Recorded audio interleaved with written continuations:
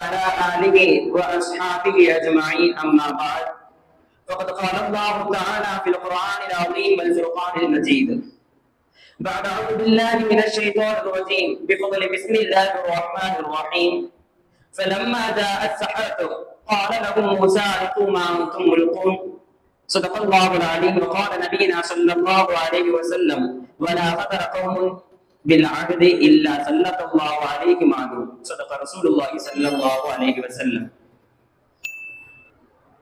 எல்லா புகழும் புகழ்ச்சியும் எவ்வாறும் அல்லாஹ்விற்கே உரித்தாகட்டுமாக.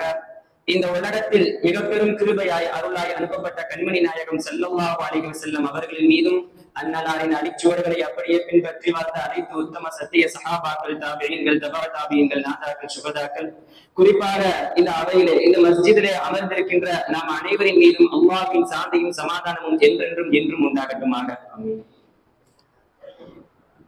அனைவருக்கும் என் உள்ளம் நிறைந்த சலாமை கோரி எனது உரையை தொடங்குகிறேன். அஸ்ஸலாமு அலைக்கும் வரஹ்மத்துல்லாஹி வபரகாத்துஹு.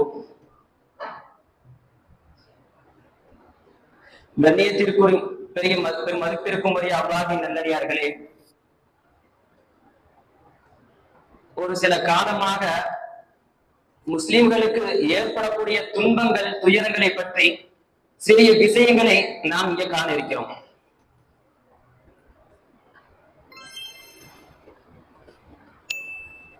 ஒரு வாடா, ஒரு ஒப்பந்தம் என்பது என்ன, மனிதர்களுக்கு மத்தியில சமமாக இருக்க வேண்டும். மனிதர்களுக்கு மத்தியில ஒரு நீதியாக இருப்பது ஒப்பந்தத்தினுடைய ஒரு அம்சம். இதை சரியான முறையில் யார் கொண்டு செல்லவில்லையோ, இதை தவறாக யார் பயன்படுத்திக் கொள்கிறாரோ, ஒப்பந்தத்திற்கு யார் மாறு செய்கிறாரோ, அவர் அல்லாஹ்வினுடைய வெறுப்பிற்கு உண்டாகிறார். பெருமானார் ஸல்லல்லாஹு அலைஹி வஸல்லம் அவர்கள் இதை பற்றி சொல்லும் போது, தவறுகள் அனைத்திற்கும் மறுமையில தண்டனை உண்டு, இப்படிதானே? எல்லா தவறுகளுக்கும் கண்டிப்பா மறுமையில கேள்வி கேட்பாடு உண்டு அப்படிங்கிற ஒரு செய்தி நாம் அனைவரும் அறிந்திருப்போம். ஆனால் சில விஷயங்கள் மட்டும், சில தவறுகள் செய்தால் இந்த உலகத்திலே அதான் இருக்கும், இந்த உலகத்திலே அவர்களுக்கு மீண்டும் அதே என்னது திருப்பி கொடுக்கப்படும் என்ற ஒரு செய்தியை நபி பெருமானார் ஸல்லல்லாஹு அலைஹி வஸல்லம் 5 விஷயத்தை சுட்டி காண்பித்தார்கள். அந்த 5ல் ஒன்று இந்த வாடா, இந்த உடன்படிக்கை, இந்த வாக்குறுதி. அந்த 5ல் ஒரு விஷயம் பெருமானார் ஸல்லல்லாஹு அலைஹி வஸல்லம் அவர்கள் இப்படி சொல்லி காண்பித்தார்கள், வலா கஸர கௌமுன் பில் அஹ்த். எந்த ஒரு கூட்டம் ஒப்பந்தத்திற்கு மாறு செய்து விட்டதோ அந்த கூட்டம் இல்லா ஸல்லல்லாஹு அலைஹிம் அது, அந்த கூட்டத்திற்கு அல்லாஹ் மிக பெரும் ஒரு எதிரிகளை ஏவி விடுவான். பல எதிரிகள் அவர்களுக்கு உருவாகுவார்கள் அப்படிங்கிற ஒரு ஹதீஸினுடைய ஒரு வாசகம். 5ல இதுவும் ஒன்று. இதற்கும் இந்த ஒப்பந்தத்திற்கும் இஸ்லாமினுடைய துன்பங்கள், துயரங்கள், அதற்கும் என்ன சம்பந்தம் என்ற ஒரு விஷயத்தை கூறுகிறேன், சரியாக கேளுங்க. பாலத்தின் மக்கள்கள் அவர்கள் பெறக்கூடிய துன்பம், துயரம் எல்லாரும் அறிந்த விஷயம்தான். ஊடகங்களிலும் என்ன வாட்ஸ்அப்புகளிலும் பேஸ்புக்குகளிலும் இப்படி பலவிதமான கோணல்கள்ல அவர்களை பற்றி அடுக்குமுறையாக நாம் கண்டுகொண்டுதான் இருக்கிறோம். அவர்கள் வரக்கூடிய சிரமங்களை நாம் பார்த்து கொண்டுதான் இருக்கிறோம். சமீபமா ஒரு 7 மாதங்கள் முன்பதாக காசா என்ற அந்த ஊர்வாசிகளுக்கும் இஸ்ரேல் என்ற அந்த ஊர்வாசிகளுக்கும் நடந்த அந்த யுத்தம், அந்த யுத்தத்துல சொல்லப்பட்ட விஷயம் என்னன்னு சொன்னா, காசா அந்த பாலஸ்தீன்ல உள்ள ஒரு மக்கள், குறுகிய மக்கள், காசா என்ற அந்த போர்படைக்கின்ற தயாரான அந்த மக்களுக்கும் எங்களுக்கும் தான் இந்த சண்டை, இந்த சச்சரவு, இந்த வாக்குவாதம் இருக்கிறது. ஆக காசாவில் வாழக்கூடிய பொதுமக்கள் அனைவரும் வேற ஒரு இடத்திற்கு நீங்கள் இடம்பெயர்ந்து செல்லுங்கள் அப்படின்னு சொன்ன வாக்குறுதி இஸ்ரேல் இட்டது. இஸ்ரேல் பாலஸ்தீனிகளுக்கு என்ன சொன்னுச்சு, நாங்கள் அடிக்கின்ற ஒவ்வொரு அடியும் இந்த காசா மக்களின் மீதுதான் விழுகும், வேற எங்கும் விழுகாது அப்படின்னு கொடுத்த ஆரம்ப கால ஒப்பந்தம் இப்போ சமீப 2 நாட்களாக அவர்கள் இடுகின்ற தாக்குதல் மிகவும் கொடூரமான முறையிலே திகழ்ந்து கொண்டிருக்கிறது. ஊடகங்கள்ல பார்க்கலாம், ஆல் ஐஸ் ஆன் ரஃபா, எல்லா கண்களும் இந்த ரஃபாவின் மீது இருக்கிறது. எங்கிட்டு திருப்பினாலும் இதேதான். எல்லா கண்களும் இந்த ரஃபா என்ற மக்களின் மீது உலக கண்கள் அனைத்தும் இருக்கிறது. காரணம் ஏன் தெரியுமா? அவர்கள் படக்கூடிய சிரமம் தான். பெருமானார் ஸல்லல்லாஹு அலைஹி வஸல்லம் அவர்கள் ஒரு காபிர் கூட்டத்தை என்ன பார்த்து வரப்படி அனுப்புனாங்க. அவங்க என்ன செய்யறாங்க, அவங்க எங்கு இருக்கிறாங்க, எவ்வாறு இருப்பதாக ஒரு செய்தியை கொண்டு வாருங்கள் என்று ஒரு உளவாளியாக சில நபர்களை அனுப்பினார்கள்.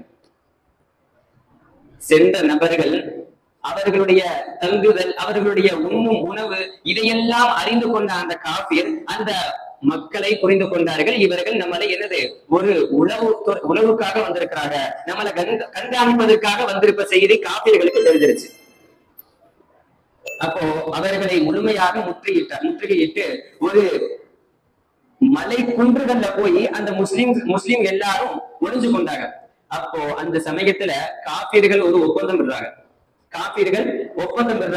அதுல இருக்கக்கூடிய தலைவராக, அந்த முஸ்லிம்களின் தலைவராக ஆசிம் ரலியல்லாஹு தஆலா அன்ஹு, ஆசிம் இப்னு சாபித் ரலியல்லாஹு தஆலா அன்ஹு அவர்கள் தலைமையாக இருந்தார்கள்.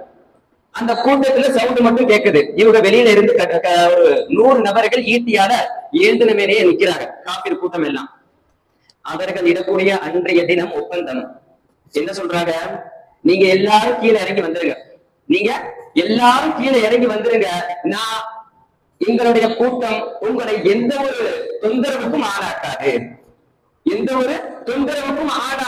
என்ற ஒரு வாக்குறுதியை, ஒரு நம்பிக்கைக்குரிய வாக்கை அந்த காபிர்கள் இட்டார்கள். அப்போது ஆசிம் ரலியல்லாஹு தஆலா அவர்கள் சொன்னார்கள், அம்மா அன ஃபலா அன்ஸிலு ஃபீ திம்மதி காபிர், காபிரினுடைய சொல்களை நாங்கள் அவர்கள் கொடுக்கக்கூடிய வாக்குறுதிகளை நம்பக்கூடியவர்களாக நாங்க இல்ல. நீங்கள் கொடுக்கக்கூடிய வாக்குறுதி என்றும் உறுதியாக இருக்காது என்ற ஒரு செய்தியை அவர்கள் சொன்ன போது அந்த ஆசிம் ரலியல்லாஹு தஆலா அவர்களை ரொம்ப கொடூரமான முறையிலே ஈட்டியால தாக்கப்பட்டார்கள். அதே இடத்துல ஷஹீதானாங்க. இப்போ இவர்கள் ஷஹீதான அந்த செய்தி என்ன நன்கு தெரிகிறது.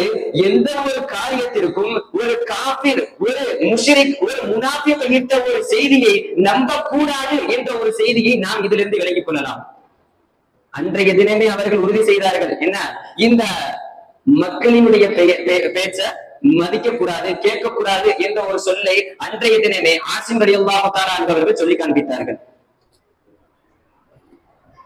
இந்த ஃபலா என்ற மக்களின் மீது, ரஃபா என்ற மக்களின் மீது இடுகின்ற தாக்குதல் எவ்வளவு கொடூரமாக நாம் பல ஊடகங்களை பார்த்துட்டு தான் இருக்கிறோம். ஒரு தந்தை தன்னுடைய பிள்ளைய தன்னுடைய குழந்தைய எந்த ஒரு உறுப்பும் இல்லாம வெறும் முண்டமாக தூக்குறாரு. சில குழந்தைகளுக்கு கை இல்ல, சில குழந்தைகளுடைய தலை துண்டிக்கப்பட்டவாறு உடைஞ்சு தொங்குது.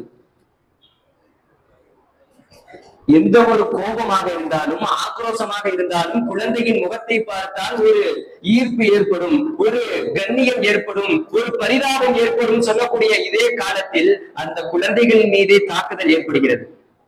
எத்தனை குழந்தைகள்? கொஞ்சம் சிந்திக்க வேண்டும். அனைவரும் யாரு? நம்மளுடைய சகோதரர்கள், முஸ்லிம் சகோதரர்கள். அவர்கள் இடக்கூடிய அந்த போரினுடைய செய்தி எதற்கு? அவர்களுடைய நோக்கம் எதற்கு? ஒன்றே ஒன்றுதான், அல்லாஹ்வினிடத்தில் அவர்களுடைய பொருத்தம் கிடைக்க வேண்டும். அல்லாஹ்வினிடத்தில் அவர்களுடைய மகிமை, அவர்களுடைய தியாகம் தெரிய வேண்டும் என்பதுதான் முழுக்க முழுக்க நோக்கமாக இருந்தது. இவ்வளவு தியாகமும் அதற்காகத்தான். அவர்களுடைய பள்ளியை தக்க வைப்பதற்காக, பைத்துல் முகத்தஸை தக்க வைப்பதற்காக இவ்வளவு பெரிய போராட்டமே நடந்து கொண்டிருக்கிறது. நாம என்ன செய்யறோம்? ஒரு பள்ளிய தக்க வைப்பதற்கு அவர்கள் தன்னுடைய உயிரையும் கொடுக்கிறார்கள், அவர்களுடைய வாழ்க்கையை அர்ப்பணித்து விட்டார்கள். நாம் நம்மளுடைய கடமையாக அவர்களுக்கு செய்யக்கூடிய ஒரே உதவி என்று சொன்னால் அவர்களுக்காக துஆ செய்வதுதான். அவர்களுக்கு செய்யக்கூடிய மிக பெரும் ஒரு நற்கூலி, ஒரு கடமையாக நம்ம மீது இருக்கிறது. அப்போ அந்த சூழ்நிலையில ஆசிம் ரலியல்லாஹு தஆலா அவர்கள் கொல்லப்பட்ட போது அவர்களை கூட்டத்தை சார்ந்த 3 நபர், யாரு? ஸைத் இப்னு தத்தீர், ஹுபைப், இந்த 2 நபர்கள் மற்றும் இன்னொரு நபர் பெயர் சொல்லப்படல. அப்போ இந்த 3 நபர்களும் பொறுப்பெடுத்து அந்த கூட்டத்திற்கு பொறுப்பெடுத்து அந்த காபிரை சந்திப்பதற்காக வரும் பொழுது அவர்கள் வருகையை பார்த்த அந்த காபிர்கள் உடனே என்ன செஞ்சாங்க, விளங்கிட்டு அவர்களை கைது செய்வதை போல அவர்கள் செய்கினை காட்டிய போது அந்த 3வது நபர் சொன்னார், இது அநியாயத்தில் மிக பெரும் ஒரு மோசடியாக இருக்குது, இது அநியாயத்தில் மிக பெரும் ஒரு மோசடி, இந்த போன்ற ஒரு மோசடி எனக்கு ஒரு பாடமாக நான் இருந்துருச்சு. எங்களுடைய சகாக்களை கொண்டிய, என்னுடைய தோழர்களை கொண்டிய, உங்களை நம்பி இறங்கிய எங்களையும் நீங்கள் கைது செய்கிறீர்கள். அப்போ அந்த கொடுத்த வாக்குறுதி அன்றைய தினமே முடிந்துவிட்டது. அந்த ஹுபைப் ரலியல்லாஹு தஆலா அன்ஹு அவர்களுக்கு ஏற்படுத்திய அந்த கொடுமைகள் புகாரில பலவிதமான ஒரு கோணங்கள்ல எழுதப்பட்டிருக்கு. ரொம்ப கொடூரமான முறையிலே கொல்லப்பட்டார்கள். அடிமையாக விற்கப்பட்டு சிறையிலே அடைபட்டு இப்படி பல கோணங்களில் அவர்களுடைய வாழ்க்கையை கழித்தார்கள் என்பதாக நாம் காண்கிறோம். ஒரே வார்த்தையில் சொல்ல போனால் பெருமானார் ஸல்லல்லாஹு அலைஹி வஸல்லம் அவர்கள் சொன்னார்கள், அவர்களுடைய உடலை அல்லாஹ் தஆலா பாதுகாத்து விட்டான். காரணம் ஏன் தெரியுமா? அவர்கள் செய்த இறுதி நேரத்துல அவர்கள் கூறிய அந்த 2 வார்த்தைகள், நான் எனது உயிர் எப்படிப்பட்டது, அல்லாஹ்விற்காக போகிறது என்ற ஒரு செய்தி எனக்கு இருக்கிற வரைக்கும் நான் மகிழ்ச்சியுடன் இந்த உயிரை கொடுப்பதற்கு தயாராக இருக்கிறேன். இந்த காபிர்களை நீ எண்ணி வைத்துக் கொள் யா அல்லாஹ், இந்த காபிர்களை நீ முழுமையான முறையில் ஒவ்வொரு நபரையும் நீ கொன்றுவிடு யா அல்லாஹ். அந்த துஆவை பெருமானார் ஸல்லல்லாஹு அலைஹி வஸல்லம் அவர்கள் சொல்லி காண்பித்தார்கள். அவர்கள் செய்த அன்றைய துஆ. ஒவ்வொரு நபரும் அடுத்தடுத்ததாக அந்த காபிர்களின் கூட்டம் கொல்லப்பட்டார்கள். ஆக பெரியோர்களே, சகோதரர்களே, நமக்கு இடப்பட்ட இந்த பொக்கிஷம் முஸ்லிம்களுடைய ஆயுதம் என்று சொன்னால் அது துவா மட்டும்தான். இந்த துவாவில் நாம் முழுமையான முறையில் ஈடுபட வேண்டும். சில நபர்கள் நினைப்பதுண்டு, இந்த துவா நாம் செய்து என்ன நடக்க போகிறது, நாமே பெரிய பாவியாக இருக்கிறோம், நம்மளுடைய துவா அல்லாஹ் ஏற்றுப்பானா என்ற ஒரு சந்தேகம் இருக்கலாம். நபர்களே, அல்லாஹ்வினுடைய நல்லடியார்களே, நன்று விளங்கிக் கொள்ளுங்கள். அல்லாஹ் தஆலா ஒவ்வொரு நபருக்கும் ரிஸ்க் அளிக்கக்கூடியவன், கேட்காமலே வாரி வழங்கக்கூடியவன். அவன் எதிர்பார்ப்பது ஒன்றே ஒன்றுதான், உங்களுடைய தேவைகளை நீங்கள் அல்லாஹ்விடத்தில் முறையிட்டுக் கொள்ளுங்கள். அல்லாஹ் அந்த செய்தியை நடத்தி காண்பிப்பான்.